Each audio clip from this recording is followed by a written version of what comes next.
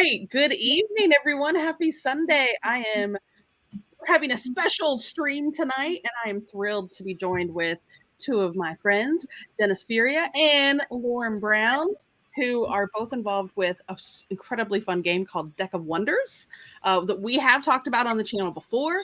Dennis has taught us how to play. We've had some art reveals, and we're here to show you some more exclusive art tonight. And World exclusive. I'm very excited. Lauren, I love your art, so I'm thrilled to see this. So it makes me super happy. But of course, we're going to chat a little bit before we get to that exclusive reveal. If you are watching us on Facebook, make sure that you give StreamYard permission so that we know who you are in the chat. And we'll show comments and all that jazz as we see you guys pop in there. And thank you so much for joining us. Feel free to ask questions too, and we will try to get to those during the stream as well. But let's go ahead and get started. Dennis, Lauren, how are you? And I'm doing good. Yeah. I feel like I always jump in first on that question. So no, please go ahead. I'll defer over. Okay.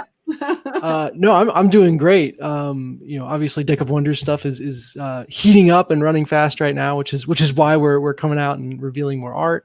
And that's a ton of fun. And then fun fact, I am also about to start teaching my first college class. That's pretty exciting. Yeah. So I'm going to teach the business of video games at Miami University. Here in I'm Ohio. very excited. Yeah, here in Ohio. Which both Kim and I are Ohio natives. So sorry if we geek out on Buckeyes, and that's about all we've got, I Guess. Red Hawks now, right? Yeah, exactly. It's fine. Yeah.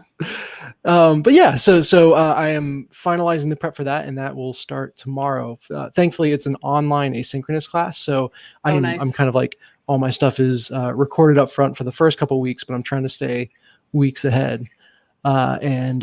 So there's a lot going on right now. Yeah, well, and you've added a new player. Like a new player has entered the game in your family since the last time we spoke. That's right. Yeah. Oh my God, so much has happened. It's been a lot. Yeah. We are a family of 3 now. Excuse me, we're a family of 5. I've got 3 kid brain. We have 3 kids. It doesn't show it all, Dennis. Yeah. It's fine. Well, no, what has my brain in that space is our youngest, Barrett, is 8 months now, which means he is like scooching everywhere, and he's getting fast, like really, really that fast. Little butt crawl. Oh yeah, around that age. It is terrifying because like your ability to baby proof when there's 2 other kids scattering crap everywhere is very limited. So your baby proofing is I'm just going to hold you all the time or grab you right before you get to the thing that should not be on the floor. Yeah. So it is fast times in the Furia household. I believe it. Yeah, Chris, thanks for joining us. Chris mentions that math is hard once you're a parent. So yeah, math is hard for parents. I agree. I'm only a dog parent, and I feel like every now and again, I'm not that outnumbered, but they're spoiled, and I can occasionally trade stories with parents with crazy things their dogs have done as well. So whoops. Yeah, me and Buttons, man. Let's see. my old 2 are going to school this year, which means they're going to start getting better at math than me, and that's really terrifying. Definitely. So. I don't envy you having to learn elementary school math. Like, no, I know how I did, and that's it. There's no other way to do math but the way that I was taught, and you can't convince me otherwise. That new formatting freaks me out. When I first saw it, I was like, what am I looking at? I don't know what this is. Like, I can't puzzle this out. What? I don't. Yeah. I was just like, just carry that. What are you doing? Just carry the one. What is happening? Like, what are all these boxes? Yeah, I wouldn't want to. I wouldn't be able to help at all. So yeah, I don't envy that either. Yeah, no, the idea is they come back and teach me, right? That's how this works. Yeah, sure, a little bit. I'm waiting on my nephew to get to the. We're fairly techie around here, and that's okay. We have a 15-year-old nephew, and I'm waiting on him to come back and just start showing me how to do some of the social media, like Snapchat. My 8-year-old niece is much better. I don't understand Snapchat at all, and she is a Snapchat queen. So I'm just like, here, Ella, tell me what I need to do. Because I don't. So I've hit that. I was like, cool, we've hit that range. And Chris, you're right. Sometimes names too. I will do that with the dogs, that I will go down the list of who I'm normally trying to correct versus who I'm actually trying to correct. So I learned a fun reason for that's actually quite nice. So the reason your brain meshes names together and you mess them up is usually your brain will store like categories of things together. And so generally, if you're messing up someone's name, it's because you have them in the same category, which is usually people you love. Your brain just kind of mashes them all together. So it's not a sign of well, it is a sign of being too frazzled to think straight. It's a sign that you love them as well. It's true. Nice. It's really cute. When I go to visit home, I have 9 nieces and nephews now, so we have a big family. Yeah. And every time I go home, my sister and my mom now both do this, where my niece reminds them so much of me that they always call me Christian first before they say Lauren. They're like, Lauren, oh, you know who you are.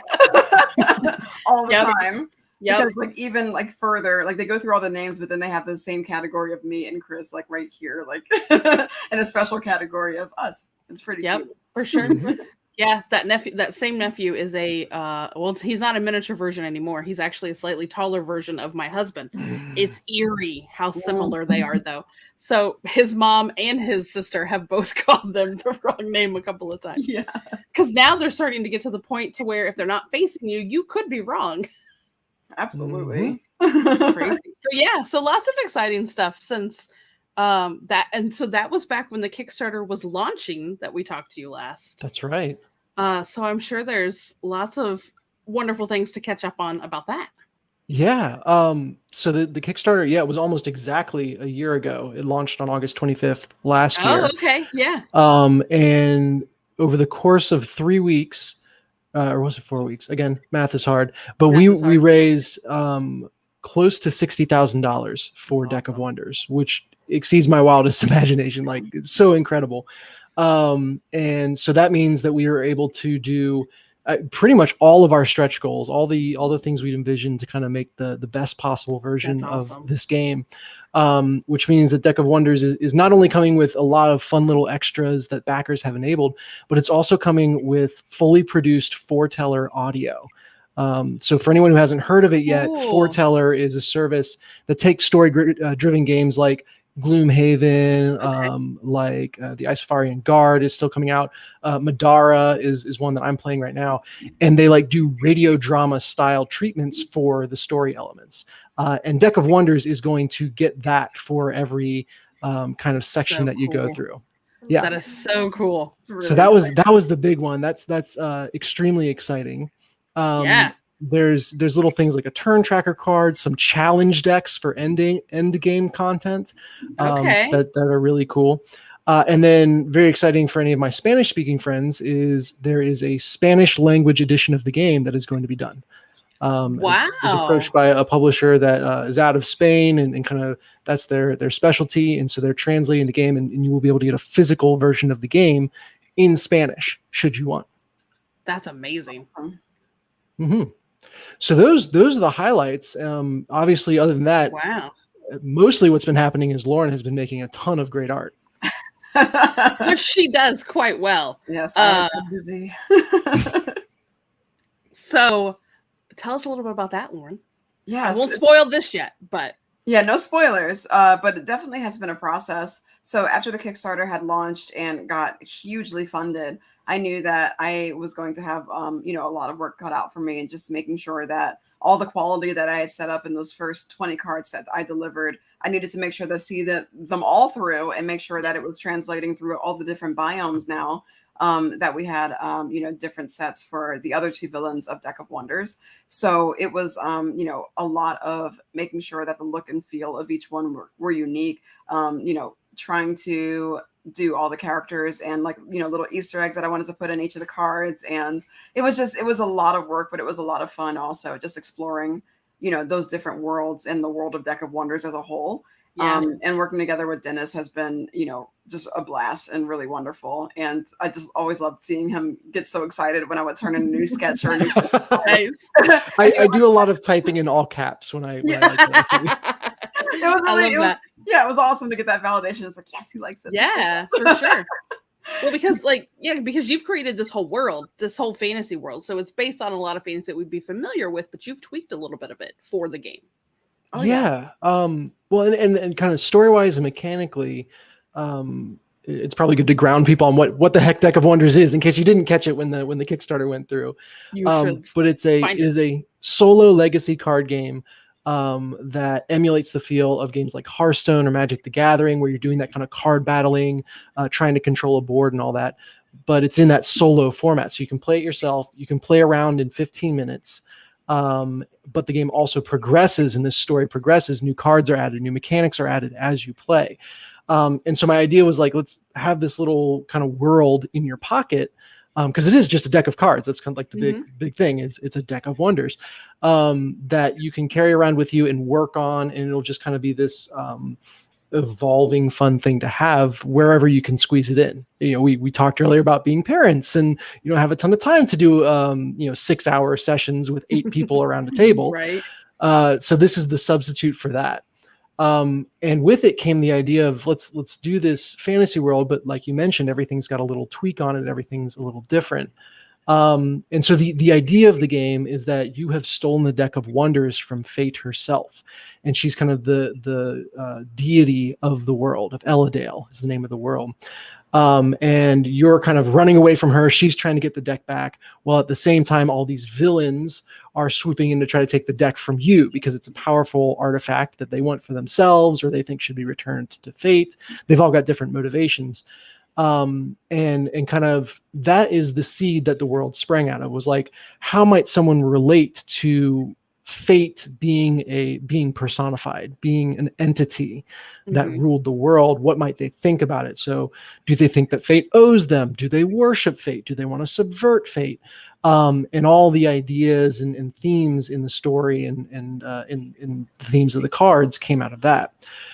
But really, like that's about as far as I took it before Lauren stepped in. So there was kind of the seeds of those ideas, and then briefs written and turned over to Lauren, who really kind of breathed life into it.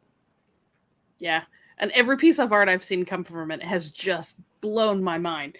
I mean, I'm still a big fan of course, the Pixies. I think all of your Pixie art has still kind of been my favorite. Because there is that Pixie Cavalry card that may or may not have a corgi on it.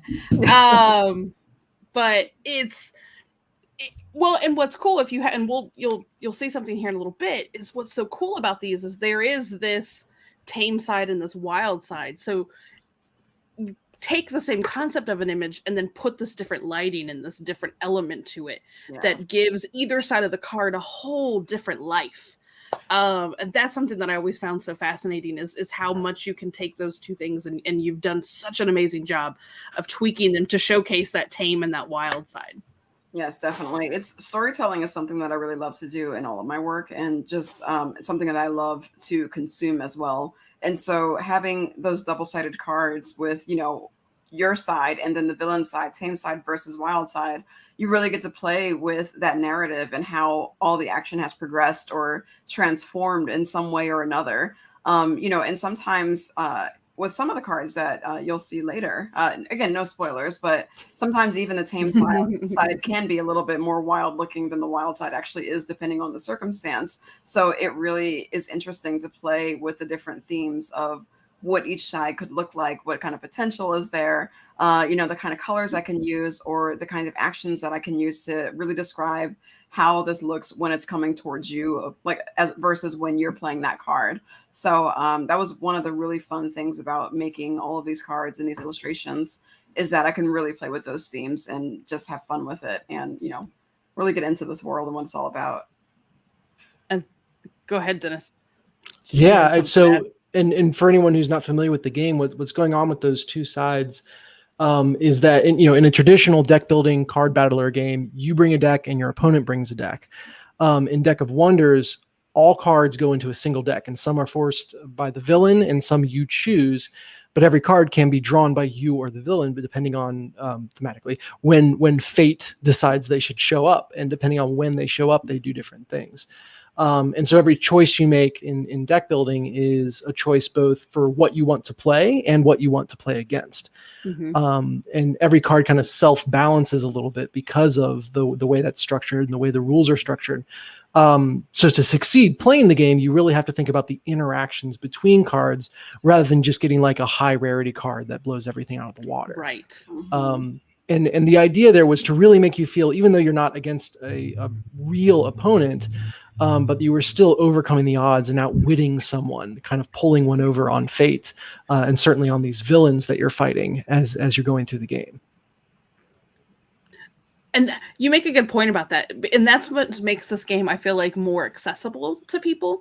Whereas if you are playing something like Magic the Gathering, I need to chase down a Tiamat in the newest Dungeons & Dragons set. We may or may not be trying to do that. So, and I blame you, Dennis, because I wasn't playing Magic whenever we first talked about this game a year ago. No, and now really? Here we are. You got into Magic? Into Magic? I did. All right, this just became an intervention. I was like, no, what are we doing? I've done a CCG before. I know these are bad news. Like, I know what I'm getting into. And then Magic the Gathering rolled out a D&D like whole thing, and that's how they sucked me in. Yeah. But we've only stuck to Commander stuff for the most part with a couple of friends, so we have not gotten too wild and crazy. But yeah, but to me, I don't have to go out and chase down packs or boxes or whatever, or buy it from wherever, because all those, I don't have to go chase that rare card, like you said, to be able to have a deck. You have to outthink them. You have to outwit them, and hope the cards fall the way that you need them to in the right order. And what I love about your game is that legacy aspect of it, where this is not going to be the same deck that I play from the start to the finish. Like, it's going to grow and it's going to change and it's going to morph. And I think that's what makes this game so special and unique. Oh, thank you. Yeah, as someone who doesn't have the time nor the money to crack packs and chase legendaries and what have you, I still wanted to have that feel in Deck of Wonders. And so, like you alluded to, the majority of the game is still in packs where you can't see what's inside. When you open it, you'll kind of open the first two, start playing, and have objectives and conditions for when you open the others. And I think something I'm so excited about is some of the art and ideas and certainly mechanics in those packs are the most crazy, the most interesting things going on. And so, like we're going to do tonight with kind of a reveal showing something that Lauren has done, like, you get that when you get the game as well. There's going to be art that we never reveal before the game releases and that you'll only get by kind of by earning it, if you will. So Lauren has a bunch of surprises for us in store, a bunch of mini reveal sessions as you play the game. I love that. In store for us. Because that's an exciting part of it, right? Like any legacy game that you play, it's like, ooh, what is inside this next thing that I'm about to... We played a few legacy games, and that's how we feel. What's in this next box? What's in this next pack? What are these cards going to be? And so now I think at one point in time, you and I talked that you could play it cooperatively if you really wanted to. Yes. Which we have done. My husband and I have done. Oh, good. He's a little thinkier than I am. So I let him come in and help me figure out where I where I made my wrong move. That's funny. Yeah. So I know it's mostly solo, so that you can kind of take it anywhere with you and sit down and play it. But if you wanted to, you could play it co-op, you and somebody else. Yeah, you absolutely can, and you don't need multiple copies of the game to play it cooperatively. So one copy, I mean, you will have a lot less flexibility for building your decks if you do it that way. Sure. But you are able to play with everything that is in a single box. And yeah, I've done that. It's a ton of fun. I tried to not just make, there are a lot of games that claim to be solo, and really it's just you playing two hands. Right. And I didn't want to do the inverse where this is now we got a co-op mode, but really it's just completely, doing the solo thing twice or whatever. And so I tried to have a bunch of mechanics that has you relying on each other, passing resources between each other, and then conditions for winning where you have to win on the same turn. You can't win independently. Right. That make it feel like a complete experience. So co-op mode is a ton of fun. I've done a ton of playing it as well. But definitely the focus was on the solo side. Now, are there any chances that if someone hasn't seen the Kickstarter yet, are they going to see you at any kind of conventions or anything this year? Man, I hope so. I mean, that's of course saying first that all the conventions that are supposed to happen still happen. I have plans in place to do what I did for the very first prototype of the game, which is, I was not going to get a booth at Gen Con for a game that was, printed at the down the street shop, Right. business card shop with no art and crappy design. And so I went to the Starbucks across the street from Gen Con and posted up there. It was a fantastic experience. Nice. If I'm there, that's where I'll be, with a lot more to show and a lot more fun to be had. Yeah. It's just a big question of whether or not I'm going to be there. So if you're at Gen totally Con, understand that. check out the Starbucks across the street. And if you follow me on socials, I will make very clear well in advance where I will be and if I will be. Nice. I hope so. And I'm everything or like everything right now. It's just day by day. Oh, for sure. Yeah, Gen Con's a big question mark for us as well, because Origin is so much closer.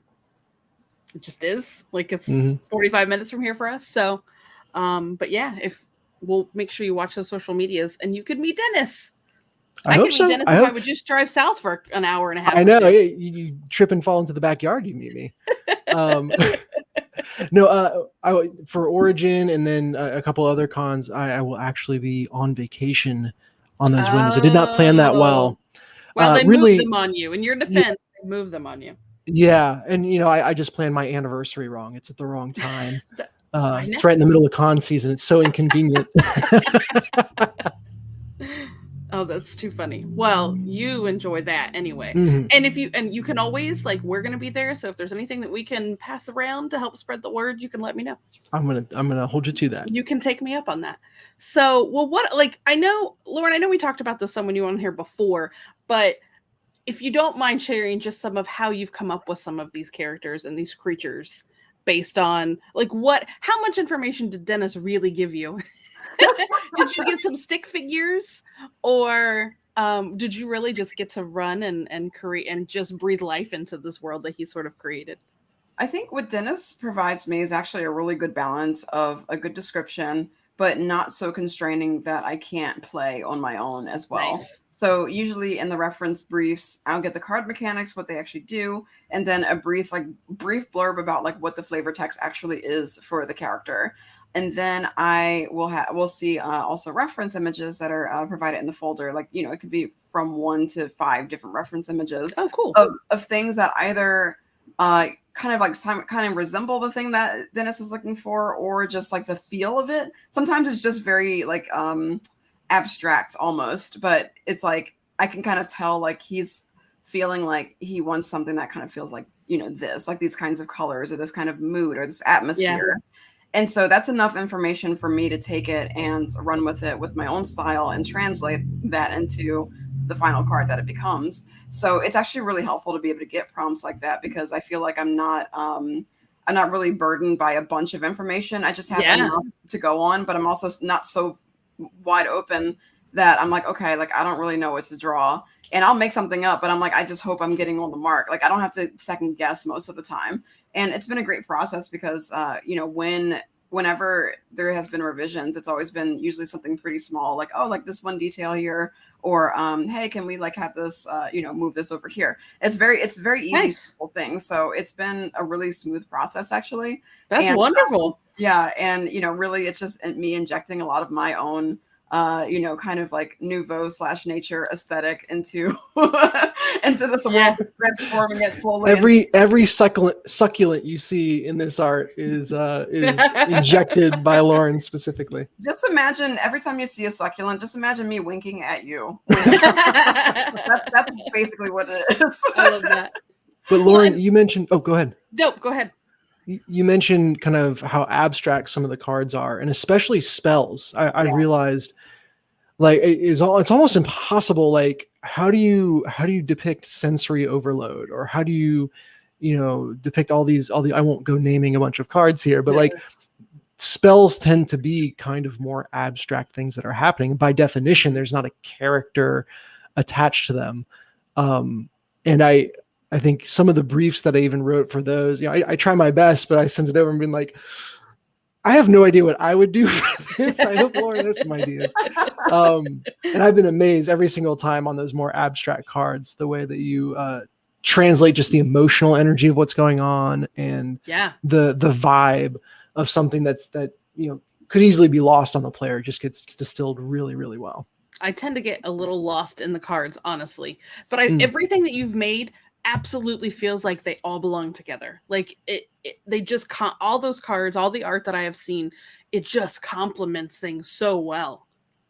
And so I always feel like everybody belongs.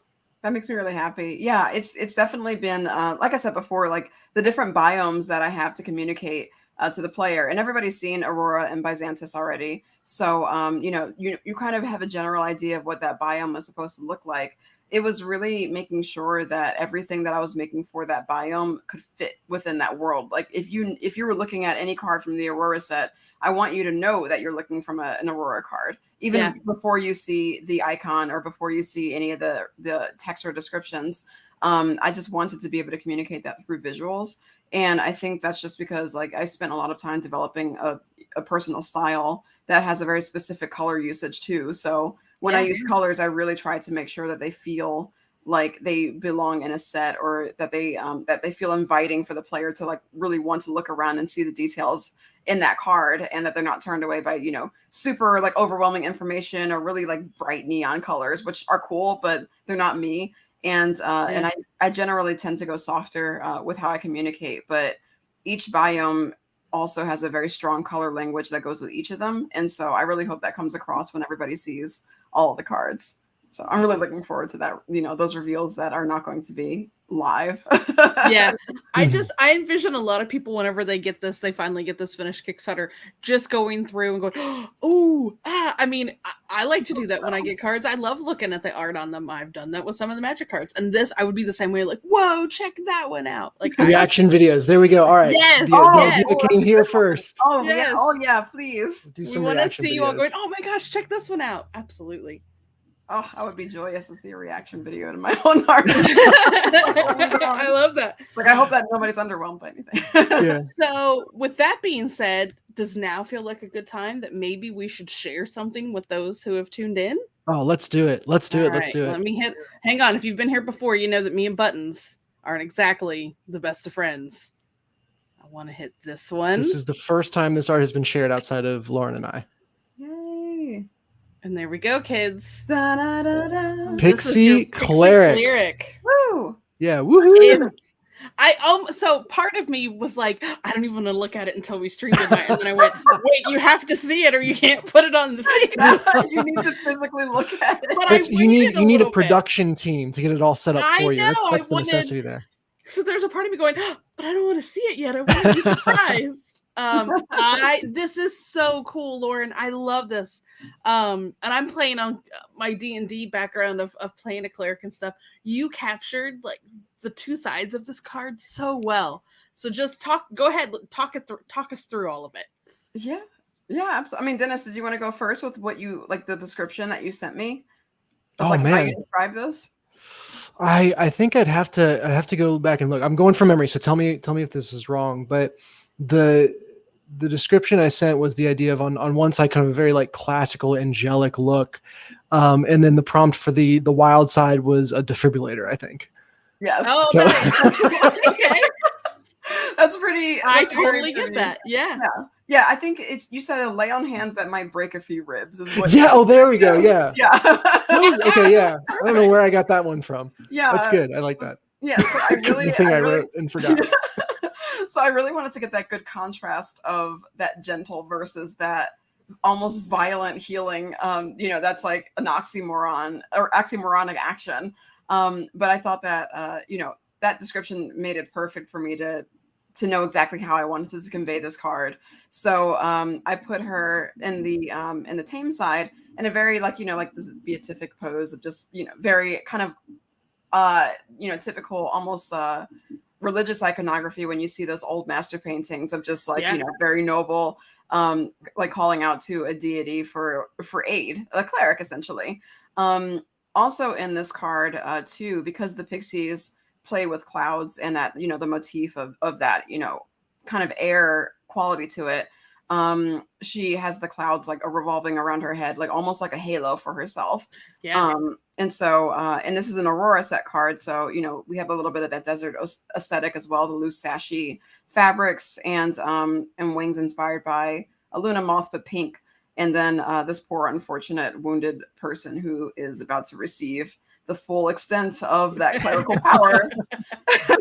And so when we get to the wild side, now that cloud is like a thundercloud almost, again, kind of like the Pixie Cavalry, where you see that contrast of the calm versus the energized. Yeah. And I really wanted to convey that, like, that strength of how hard like she has to push down in order to get this power through, and it should look painful. I hope it does. Yeah. No, it's perfect.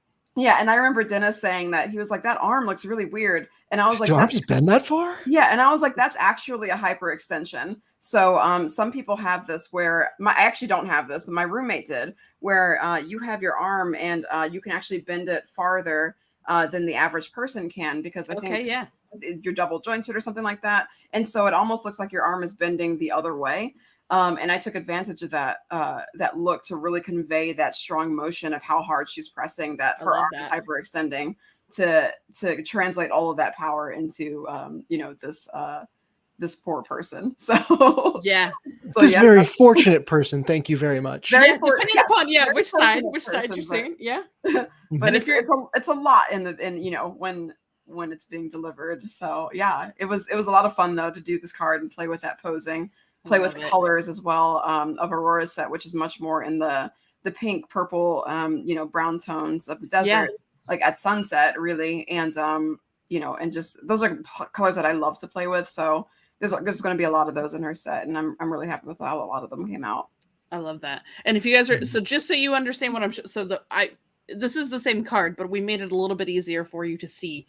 So if you look towards the top, you can see the tame side, so your card is what's on the left, and the villain side or the wild side is what is on the right hand side. So you didn't have to turn your device upside down to see the card. You can disengage the lock function. Yeah, so that's what we were thinking of you. But yeah, let us know in the comments too what you think of this one. I also really love the flavor text on this particular card. I chuckled as I was checking it out beforehand. So on the tame side, it just says, I said I'd heal you. And I feel like you could read that in so many different tones, but I love it. The other side though says, I didn't say it wouldn't hurt. And that is so good. Perfect. Like, I love it so much. Yeah, I love that flavor and how it just like communicates with the art so well. So I'm happy to see the completed version of it, because I actually haven't seen this card with all the text on it yet. So I'm really, it's almost like a little bit of a surprise for me too. Lauren's a little surprised too. I just really like how you captured the cleric with like now those robes and things kind of over her face on the villain side. Yeah, like it's got like a head banging aspect to it. Yeah, just like they like it flung over because it's just like the force of that, like that power is so strong. And it also obscures the face in a way that it's like, has the god taken control as she could take control? We're not sure, but it really should convey that the amount of power that it takes to cast that healing spell. I swear, I see something new every time I look at this art. And I'm looking at you talked about the halo, kind of the clouds go dark and stormy, but it also kind of evokes horns coming out of her head there. Yeah, a little bit. Actually, the little pieces were her those two jewels like shattering that hold back her headdress. So that's actually like it was holding it back, and now it's come free, because like I like to imagine that that's like one of the focuses for the power, and it explodes once it's cast. So another maybe I love hearing this I love hearing the whole story behind this. Yes.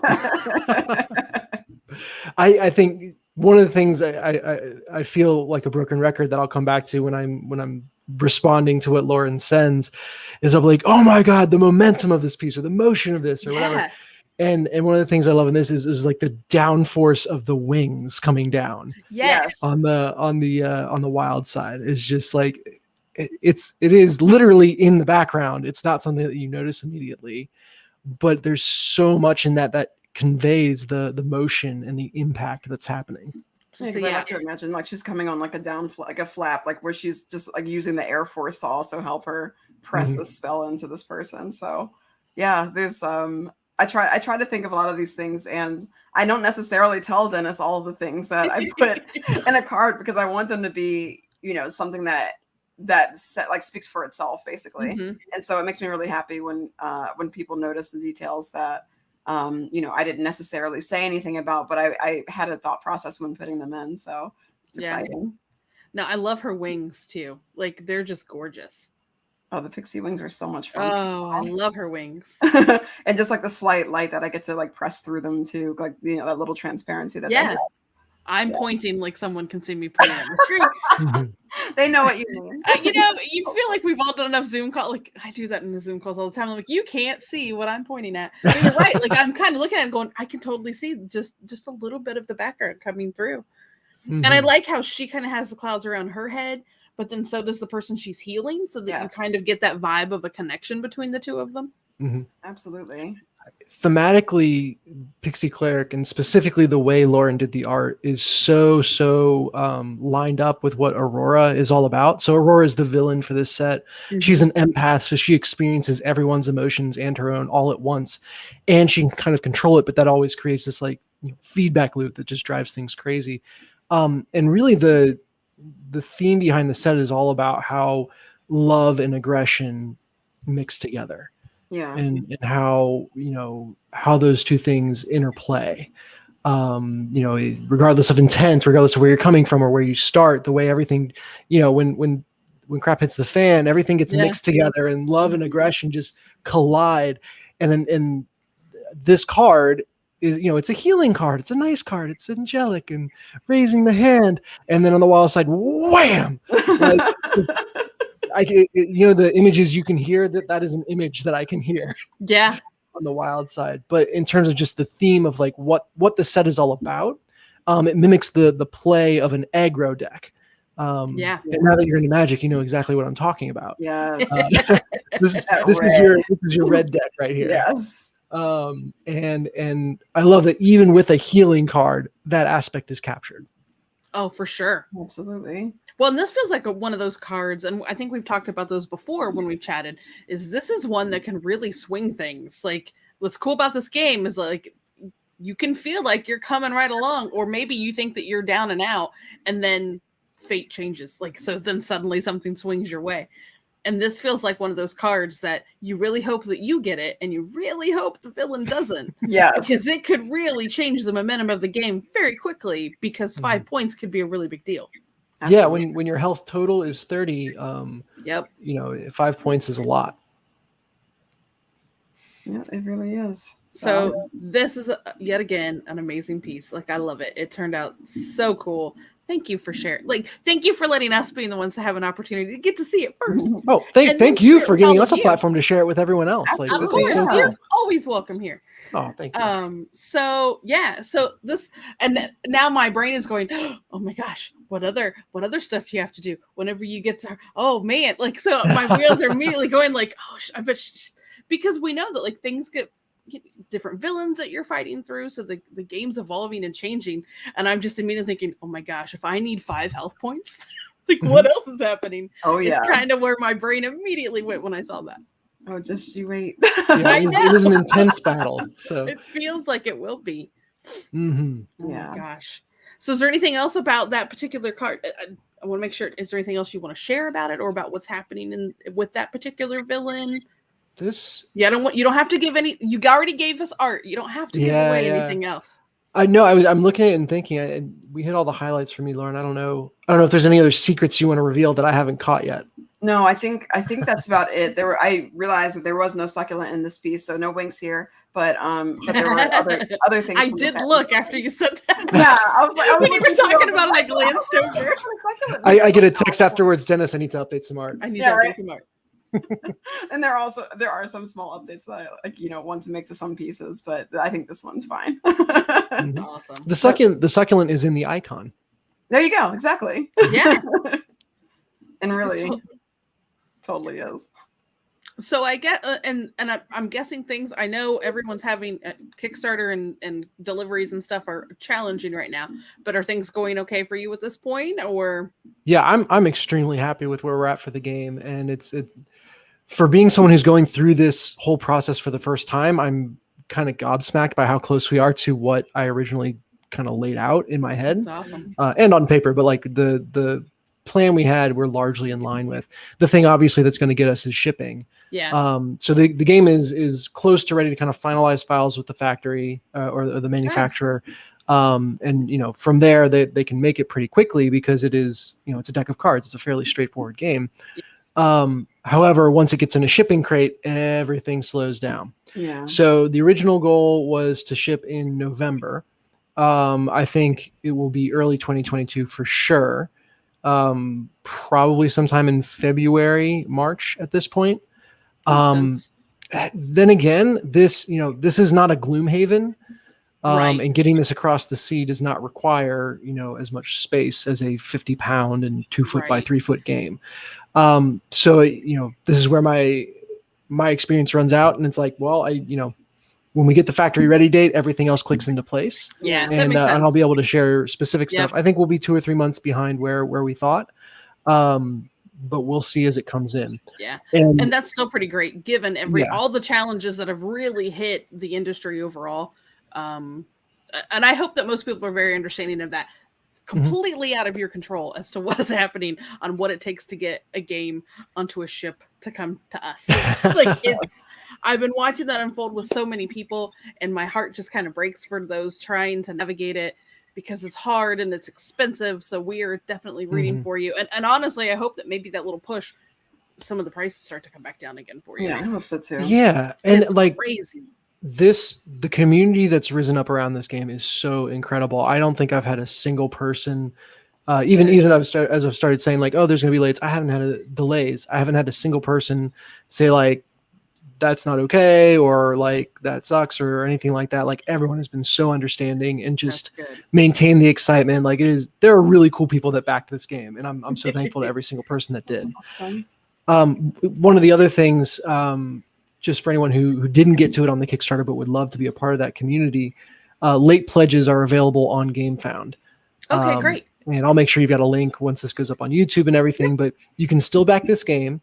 And we kind of set up pseudo stretch goals for late pledges where every $1,000 that unlocks new concept art from Lauren. So nice. You get a little peek behind the scenes as more and more people support the game post Kickstarter.